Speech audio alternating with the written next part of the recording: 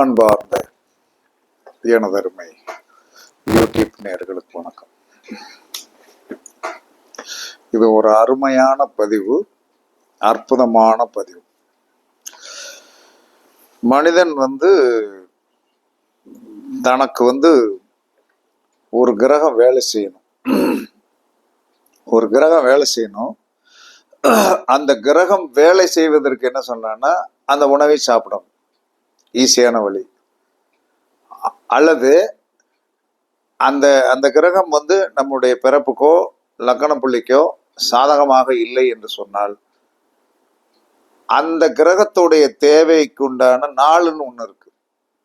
அந்த நாள்ல ஒரு நேரத்து உணவை நாம் என்ன செய்யணும், விட்டுட்டு அந்த கிரகத்துடைய அந்த நட்சத்திரத்துடைய உணவை, எந்த கிரகம் எதில் நமக்கு உட்கார்ந்துருக்கோ அந்த கிரகத்துடைய உணவை நீங்கள் சாப்பிடாம கூடாது, தானம் பண்ணிருங்க. இதனாலதான் உடனே வேலை செய்யும். இப்ப ஒரு அசுபதி நட்சத்திரத்துல போய் ஒரு கிரகம் உட்கார்ந்துருச்சு. அப்ப அசுபதி நட்சத்திரத்துல போய் ஒரு கிரகம் உட்கார்ந்து விட்டால், நாம எப்பயுமே என்ன சொன்னோம்னா, அந்த நமக்கு அந்த தேவையான கிரகம் என்னது, அசுபதி நட்சத்திரம் நமக்கு சாதகமா இல்ல பாதகமா அப்படின்னு பார்த்துட்டு, அப்ப அசுபதி நட்சத்திரத்துல போய் ஒரு கிரகம் உட்கார்ந்துருக்கு, அது நமக்கு சாதகம்னா என்ன சொன்னா, முறுக்கு இருக்கு இல்லையா, கை சுத்து முறுக்கு. இந்த கை சுத்து முறுக்கை ஒரு மனிதன் அசுபதி நட்சத்திரத்தில் ஒரு கிரகம் உட்கார்ந்திருந்து அது நமக்கு சாதகமான கிரகம் என்று சொன்னால், அந்த கிரகத்தால் நமக்கு ஒரு நல்ல பலன் கிடைக்க வேண்டும் என்று சொன்னால் முறுக்கை சாப்பிடலாம். அது கை சுத்து முறுக்கு தான் சாப்பிடணும். இப்பயும் அது கடையில் கிடைக்கிறது. சரி, அசுபதி நட்சத்திரத்துல ஒரு கிரகம் உட்கார்ந்துருக்கு, ஆனால் அந்த கிரகம் நமக்கு சாதகம் இல்லாத நட்சத்திரமா நமக்கு போச்சு. 3, 5, 7 இந்த மாதிரி விபத்து, காரியத்தடை, வதம் அப்படிங்கிற மாதிரி போயிடுச்சுன்னா, முறுக்கை வாங்கி, கை சுத்தும் முறுக்கு வாங்கி நீங்கள் தானம் பண்ணினால் அந்த கிரகம் வேலை செய்யும். அப்ப அசுபதி நட்சத்திரத்துல போய் கிரகம் உட்கார்ந்துருக்கு. இதுக்கு என்ன கிழமைன்னா செவ்வாய்க்கிழமை தான். செவ்வாய்க்கிழமை காலையில அசுபதி நட்சத்திரத்தில் உட்கார்ந்துருக்கிற கிரகம் என்ன சொன்னா, வேலை செய்ய வேண்டும் என்று செவ்வாய்க்கிழமை காலை உணவை தவிர்த்துருங்க. இதனால உடலுக்கும் நல்லது, மனசுக்கும் நல்லது, நமக்கு ஒரு திருப்தி கிடைக்கும். இதற்காக இந்த காரணத்தினால் நம்ம இருந்தோம் அப்படிங்கிற ஒரு திருப்தி தான் பெரிய வெற்றி. பரிசித்து பாருங்கள், கண்டிப்பாக இது பலன் நன்றாக கொடுக்கும். அதுக்கடுத்து பரணி நட்சத்திரத்தில் போய் பிறந்தவர்கள், பரணி நட்சத்திரம் அப்படிங்கிறத விட பரணி நட்சத்திரத்தில் ஒரு கிரகம் இருக்கிறது. அது 12 கட்டத்துல உண்டைய கிரகம் ஏதாவது ஒன்று. அந்த கிரகம் என்ன சொல்லலாம்னா, ஆக்டிவேஷன் ஆகணும் அப்படின்னா, பரணி நட்சத்திரம் நமக்கு சாதகம் என்று சொன்னால், ஆப்பம் என்பது இன்றும் வித்து கொண்டுதான் இருக்கிறது. ஆப்பம் வித்து கொண்டுதான் இருக்கிறது. அந்த ஆப்பம் இந்த சாதாரண ரோடு சைடில் இந்த அடுப்பு வச்சு பாட்டி அம்மாமார்கள் உட்கார்ந்து போட்டுக்கிட்டு இருப்பாங்க. ஆப்பம் வீட்டிலும் செய்யலாம். அப்ப பரணி நட்சத்திரத்தில் உட்கார்ந்து இருக்கிற கிரகம் நமக்கு சாதகமானதாக என்று சொன்னால் ஆப்பம் சாப்பிடலாம். அப்ப அந்த பரணி நட்சத்திரத்திற்கு உண்டான அந்த கிரகத்தை அன்னைக்கும், அந்த நட்சத்திரத்தை அன்னைக்கு கூட நம்ம என்ன சொன்னோம்னா, சாதகம் இல்லைன்னா தானம் பண்ணலாம், நம்ம இல்லைன்னா சாப்பிடலாம். சாதகமா இருந்தா சாப்பிடலாம். அப்ப பரணி நட்சத்திரம் என்று சொன்னால் ஆப்பம். சாப்பிடுவதற்கு விதி இருக்கிறதா? அது உங்க தாராபலன் தான். சாப்பிடுவதற்கு விதி இல்லையா? தானம் பண்றதுதான். இதை பண்ணினால் அந்த கிரகத்தோடைய நமக்கு தேவை ஏதாவது ஒன்று இருக்கும், அதை நீங்க தானம் பண்ணிடணும். அதுக்கடுத்து கார்த்திகை நட்சத்திரம். கார்த்திகை நட்சத்திரத்துல ஒரு கிரகம் இருக்குது. அது நம்ம தனஸ்தானாதிபதியே உட்கார்ந்துருக்குது. அது தனஸ்தானாதிபதி வேலை செய்யல, ஏதோ ஒரு கிரகத்துடைய தொடர்புல சம்பந்தப்பட்டு விட்டது. நமக்கு சாதகம் இல்லாத கிரகம் அவரை பார்த்துருச்சுனால் வேலை செய்ய விட மாட்டார். அப்ப கார்த்திகை நட்சத்திரத்தில் ஒரு கிரகம் இருந்து அது வேலை செய்ய வேண்டும் என்று சொன்னால் உளுந்த வடையும் மாசா மாசா மாசா மாசான்னா என்னது? மாம்பழச்சாறு தானம் பண்ணணும். உளுந்த வடையும் மாம்பழச்சாரும் இது நம்மளே சாப்பிடலாம், தாராபலன் இருந்தா. இல்லைன்னா தானம் பண்ணணும். இதுதான் முக்கியம். அதற்கடுத்து ரோகிணி நட்சத்திரம். இப்போ ஒரு ரோகிணி நட்சத்திரத்துல ஒரு கிரகம் உட்கார்ந்துருக்கு. அந்த ரோகிணி நட்சத்திரத்தில் இருக்கிற கிரகம் வேலை செய்யணும். அந்த ரோகிணி நட்சத்திரம் நமக்கு தாராபலனில் இருந்தால் அந்த உணவை சாப்பிடலாம். ரோகிணி நட்சத்திரம் நமக்கு தாராபலனில் உட்கார்ந்துருக்கிற கிரகம் நமக்கு தாராபலன்ல, ஆனா அதோடைய தேவை இருக்கிறது.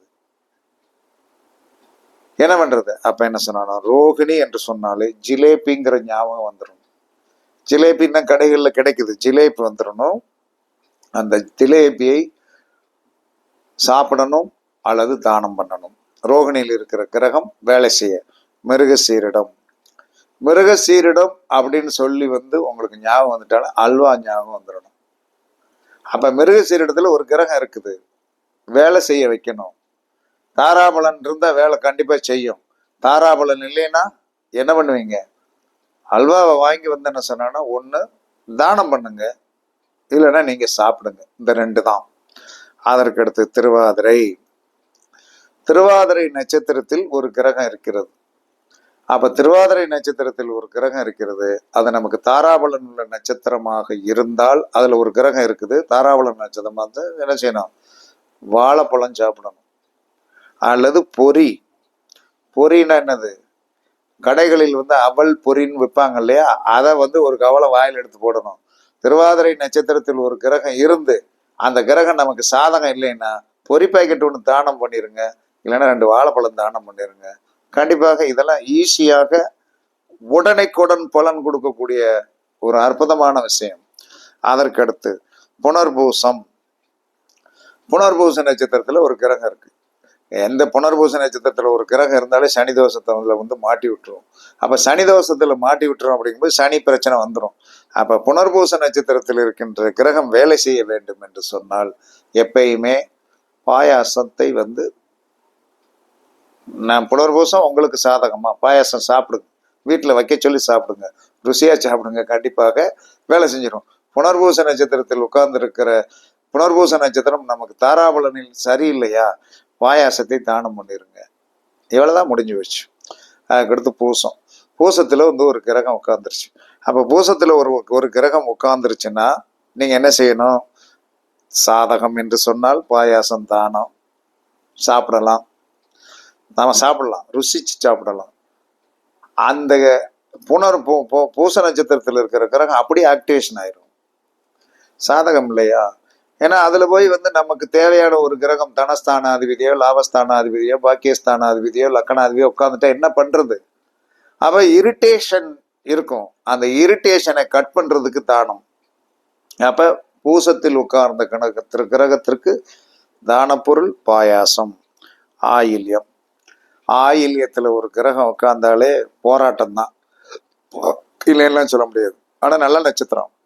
ஏன்னா நான் கெட்ட நட்சத்திரம்னு ஒண்ணு உருவாக்கி வச்சுட்டாங்கன்னா எவ்வளவுதான் சொன்னாலும் என்ன சொல்லலாம்னா மனிதன் நம்பவே மாட்டான். ஒருத்தனை கெட்டவன் சொல்லி வச்சுட்டான்னு வைங்களேன், இவன் மனசுக்குள்ள இந்த கெட்டது என்பது அழகாக பதிஞ்சிரும். இல்ல நல்லவர் அப்படின்னா நல்லவன் சொல்றான், அவர்கிட்ட பேசி பார்த்தா தானே தெரியும் அப்படின்னு சொல்லிட்டு இவன் அந்த நம்மளுடைய இயல்பு நிலை என்னன்னா நெகட்டிவை பத்தி சிந்திச்சு கொண்டே இருப்போம். பாசிட்டிவா நீங்க என்ன சொல்லலாம்னா ஒரு மனிதனை பாசிட்டிவா பாருங்க. நீங்க பாசிட்டிவா பார்த்து அவன் உங்களுக்கு மைனஸ் பண்ணிட்டானாலும் அது அவனுக்கு தான், நமக்கு கிடையாது. நம்மளை வீழ்த்தவே முடியாது. அப்ப ஆயில்யம் என்று சொன்னால் லட்டு. லட்டு திங்கிறதுக்கு நமக்கு விதி இருந்தால் தாராவளில் அது சரியாக இருக்கும். லட்டு தின்பதற்கு நமக்கு விதி இல்லை என்று சொன்னால் திருப்பதி போனாலும் லட்டு நீங்க வாங்கின லட்டு எவன் கொடுத்தாலும் சாப்பிட முடியாது. ஐயா நீங்க சாப்பிட்டுக்கிடுங்க அப்படின்னு சொன்னா அது வேலை செய்யாது. அப்ப ஆயில்யம் என்று சொன்னால் லட்டு. அந்த லட்டுக்குண்டான நட்சத்திரத்தில் நமக்கு சாதகமா இருந்துச்சுன்னா ஓகே, பாதகமா இருந்துச்சுன்னா ஒன்றும் பண்ண முடியாது, தானம் தான் பண்ணணும். அதற்கடுத்து மகம். மகம் நட்சத்திரத்தில் ஒரு கிரகம் உட்கார்ந்திருக்கிறது. அந்த கிரகம் மக நட்சத்திரம் நமக்கு சாதகத்தன்மை உள்ள நட்சத்திரமாக இருந்தால் ஓகே. பாதகத்தன்மை உள்ள நட்சத்திரமாக இருந்தால் அதிரசம் சாப்பிடலாம். சாதகத்திற்கு. பாதகத்திற்கு அதிரசத்தை தானம் பண்ணிடணும். இதுதான் உண்மையான ஆதி காலத்தில் உள்ள ஒரு சுவடியில் இருந்து எடுக்கப்பட்டது, கிடைச்சது. இன்னைக்கு இதுக்கு ஞாயிற்றுக்கிழமை வீட்டில இருந்து ஃப்ரீயா பேசிடலாம். அதுக்கடுத்து பூரம். பூரம் என்று சொன்னாலே, பூரம் அப்படின்னாலே தயிர். இந்த பூரத்தில் ஒரு கிரகம் இருக்கிறது. பூரம் நமக்கு சாதகமா பாதகமா? இந்த ரெண்டுல ஒண்ணுதான். அப்ப பூரம் என்று சொன்னால் தயிர் கட்டி. தயிர் நல்ல கட்டி தயிரா இருக்கும் இல்லையா, அதை தானம் பண்ணுங்க. அவ்வளவுதான், முடிஞ்சு வச்சு. ரொம்ப சிம்பிள். அதற்கடுத்து உத்திரம். உத்திரம்னா என்ன சொல்றேன்னா இந்த உத்திர நட்சத்திரத்தில் ஒரு கிரகம் இருக்கிறது. உத்திர நட்சத்திரத்தில் ஒரு கிரகம் இருக்கிறது அப்படின்னா நீங்க என்ன செய்யணும் அப்படின்னா, உத்திரம் நமக்கு சாதகமான நட்சத்திரம் அப்படின்னா, இல்ல பாதகம்னா, சாதகம்னா மாதுளம்பழம், சாதகம்னா சாப்பிடலாம். பாதகம்னா மாதுளம்பழத்தை தானம் பண்ணி விடுங்கள். கண்டிப்பாக உங்களுக்கு வெற்றி கிடைக்கும். அதுக்கடுத்து அஸ்தம். அஸ்தம் அப்படின்னா என்ன சொல்லலாம்னா அஸ்தத்துக்கு என்ன நிவேதான பொருள்னா தேன். தேன். அப்ப அஸ்தத்தில் ஒரு கிரகம் இருக்கிறது. நமக்கு அது கிரகம் இருக்கிறது. ஆனால் அஸ்த நட்சத்திரம் நமக்கு பாதகம் என்று சொன்னால் தேன் தானம். சாதகம் என்று சொன்னால் ஒரு ஸ்பூன் தேன் சாப்பிடலாம். கண்டிப்பா நல்லா இருக்கும். அதுக்கடுத்து சித்திரை. சித்திரை அப்படின்னு சொல்லி வரும்போதே, சித்திரைன்னா பலரசம் தான். சித்திரைனா பலரசம். அப்ப அந்த சித்திரையில் ஒரு கிரகம் இருந்தால் அவர் என்ன செய்யணும்னா, சாதகம்னா பலரசம் சாப்பிடுங்க, பாதகம்னா பலரசத்தை தானம் பண்ணுங்க. அதுக்கடுத்து சுவாதி. சுவாதிக்கு என்ன சொல்லியிருக்கிறான்னா, சுவாதி நட்சத்திரத்தில் ஒரு கிரகம் இருக்கிறது. ஓகே, அதை ஏற்றுக்கொள்வோம். ஆனால் சுவாதி என்று சொல்லக்கூடிய நட்சத்திரம் நமக்கு சாதகம் என்று சொன்னால், கிறிஸ்மஸ் பழம் என்று சொல்லக்கூடிய உலர் திராட்சை சாப்பிடுங்க. இல்லைன்னா அதை தானம் பண்ணுங்க. கண்டிப்பாக நன்றாக இருக்கும். அதற்கடுத்து விசாகம். விசாக நட்சத்திரத்தில் என்ன சொன்னா ஒரு கிரகம் இருக்கிறது. விசாகம் நமக்கு சாதகமான பலனை கொடுக்குமா இல்லையா? இதை ரெண்டையும் தெரிஞ்சுக்கிட்டு என்ன சொன்னா, சாதகம் என்று சொன்னால் வெண்ணெய் சாப்பிடலாம், இல்லைன்னா வெண்ணெய் தானம் பண்ணலாம். இதெல்லாம் நல்லா குறிச்சு வச்சுக்கிடுங்க. ரொம்ப ஈஸியாக இலகுவாக எல்லா மனிதன் என்ன சொல்லலாம்னா, வளர்ச்சி பெற்ற பிறகு பெரிய பெரிய ஸ்தலங்களுக்கு போங்க, சந்தோஷத்துல போங்க, கஷ்டத்துல போகக்கூடாது. கஷ்டத்துல போனா அந்த மனநலம் தான் இருக்கும். அதனால விசாக நட்சத்திரம் வெண்ணெய். அதற்கடுத்த அனுசம். அனுசத்துக்கு என்ன சொல்லியிருக்கிறான்னா, அனுச நட்சத்திரத்தில் ஒரு கிரகம் இருந்தால் நொங்கு தானம் பண்ணலாம். நொங்கு தானம் பண்ணலாம். சாதகமா இருந்தா. பாதகமா இருந்தா நொங்கு தானம் பண்ணுங்க. சாதகமாக இருந்தா என்ன சொல்லலாம்னா, நொங்க நீங்க தானம் பண்ணுங்க. சாதகமா இருந்தா சாப்பிடுங்க. அதற்கு அடுத்து அனுச நட்சத்திரத்துக்கு என்ன இருக்கு, இன்னொன்னு சொல்லியிருக்கான், பாசந்தி அப்படின்னு. பாசந்தி. இந்த பாசந்தி அப்படிங்கிறது எனக்கு சரியா தெரியல. ஸ்வீட்டா இருக்கலாம், தெரியல. எனக்கு தெரியாதுன்னு சொல்றதுனால நமக்கு ஒன்றும் தப்பு கிடையாது. ஏன்னா நம்ம பெரிய ஜீனியஸ் கிடையாது, மனிதன் தான். பாசந்தி தானம் பண்ணலாம் அல்லது சாப்பிடலாம். நொங்கு நமக்கு இலகுவா தெரியுது. நொங்கு. கேட்டை. கேட்டை என்று சொன்னாலே திரட்டுப்பால். திரட்டுப்பால். திருட்டுப்பால் கிடையாது, திரட்டுப்பால். அந்த திரட்டுப்பால் என்பது கேட்டை நட்சத்திரத்தில் ஒரு கிரகம் இருக்கிறது. மாட்டிக்கிட்டு போய் இல்ல சாதகமா இருக்கு, மாட்டிக்கிட்டா திரட்டுப்பால் தானம். அதே சமயத்தில் கேட்டை நட்சத்திரத்தில் ஒரு கிரகம் சாதகமாக இருந்தால் நாம் சாப்பிடலாம். இன்னொன்னு வச்சுக்கலாம், அதுக்கு வல்லாரை மிட்டாய், இல்லைன்னா செர்ரி பழம். அதற்கடுத்து மூலம். மூலத்தில் ஒரு கிரகம் இருந்தால் அது நமக்கு சாதகம் பாதகம் அப்படின்னா, சாதகம் என்று சொன்னால் பேரிச்சம்பழம். பேரிச்சம்பழம் தான். பேரிச்சம்பழத்தை சாப்பிடுங்க. மூல நட்சத்திரத்தில் ஒரு கிரகம் இருந்தது, உங்களுடைய லக்னாதிபதியே இருந்தாருன்னு வைங்க, பேரிச்சம்பழத்தை டெய்லி ஒரு பீஸ் சாப்பிடுங்க. லக்னாதிபதி வலிமையாகி விடுவார். சரி, நம்மளுடைய லக்னாதிபதி அதே மூல நட்சத்திரத்தில் உட்கார்ந்துருக்காரு, சாதகம் இல்லை அப்படின்னா பேரிச்சம்பழத்தை தானம் பண்ணுங்க. கண்டிப்பாக அடுத்தவன் சாப்பிட சாப்பிட இங்கே வலிமையாயிரும். அதற்கடுத்து போராடம். போராடம் அப்படின்னு சொன்னாலே கொழுக்கட்டை தான். வீட்டில் கொழுக்கட்டை செய்ய சொல்லுங்க. சாதகமாக இருந்தால் கொழுக்கட்டை சாப்பிடுங்க, பாதகமாக இருந்தால் கொழுக்கட்டையை தானம் பண்ணிடுங்க. போராடத்துக்கு இன்னொரு பொருளும் செய்யலாம், காளான் ப்ளஸ் வெள்ளரி பிஞ்சு. சாதகம்னா வெள்ளரி பிஞ்சு சாப்பிடுங்க, பாதகம்னா வெள்ளரி பிஞ்சு தானம் பண்ணிடுங்க. அதுக்கடுத்து கொழுக்கட்டை ரொம்ப முக்கியமான பொருள். அதற்கடுத்து திருவோணம். உத்திராடம். உத்திராடத்திற்கும் என்ன சொல்றான்னா பலாப்பழம். உத்திராடத்துக்கு பலாப்பழம். சரி, பலாப்பழம் சீசன்ல தான் கிடைக்கும் இல்லைன்னா கொழுக்கட்டை தான். அதற்கும் கொழுக்கட்டை. சாதகம் என்று சொன்னால் சாப்பிடுதல், பாதகம் என்று சொன்னால் தானம் பண்ணுதல். திருவோணம் ரொம்ப இலகுவான விஷயம்தான். திருவோணத்தில் ஒரு கிரகம் இருக்கிறது, அது சாதகம் என்று சொன்னால் டெய்லி இட்லி சாப்பிடுங்க, அந்த கிரகம் உங்களுக்கு ஆக்டிவேஷன் பண்ணி அள்ளி கொடுத்துரும். பாதகமாக இருக்கா, இட்லியை தானம் பண்ணுங்க, பிரச்சனை முடிந்து விட்டது. இவ்வளவுதான். அதற்கு அடுத்து வந்து என்ன சொன்னா அவிட்டம். அவிட்டத்தில் ஒரு கிரகம் இருக்கிறது என்று சொன்னால், அவிட்டத்தில் ஒரு கிரகம். அவிட்டம்னா தோசை. என்ன தோசைனாலும் இருக்கும். இதுல அடை தோசை வந்து ரொம்ப ஸ்பெஷல். தோசையில எத்தனை தோசை இருக்கிறது. கல் தோசை, அடை தோசை தானம் பண்ணினால் அல்லது சாதாரணமான தோசை தானம் பண்ணலாம். அவிட்டத்தில் ஒரு கிரகம் இருந்து அவிட்ட நட்சத்திரம் நமக்கு சாதகம் இல்லை என்று சொன்னால் அடை தோசை தானம் பண்ணலாம், அல்லது சாதாரண கல் தோசையை வாங்கி கொடுக்கலாம். உங்களுக்கு அவிட்டத்தில் ஒரு கிரகம் இருந்து அந்த கிரகம் வந்து நமக்கு நன்றாக சாதகமாக வேலை செய்ய வேண்டும் என்று சொன்னால் தோசை ஒன்று டெய்லி சாப்பிடுங்க. டெய்லி சாப்பிடுவோம், தெரிஞ்சு சாப்பிடுவது பெரிய வெற்றி, தெரியாமல் சாப்பிடுவது கண்ணை கட்டிக்கிட்டு வந்து என்ன சொல்றாங்க நடந்து போற மாதிரி. அதனால சதயம் என்று சொன்னாலே அவியல். சதயத்தில் ஒரு கிரகம் இருந்து அது வேலை செய்ய வேண்டும் என்று சொன்னால் அவியல் சாப்பிடுங்கள்.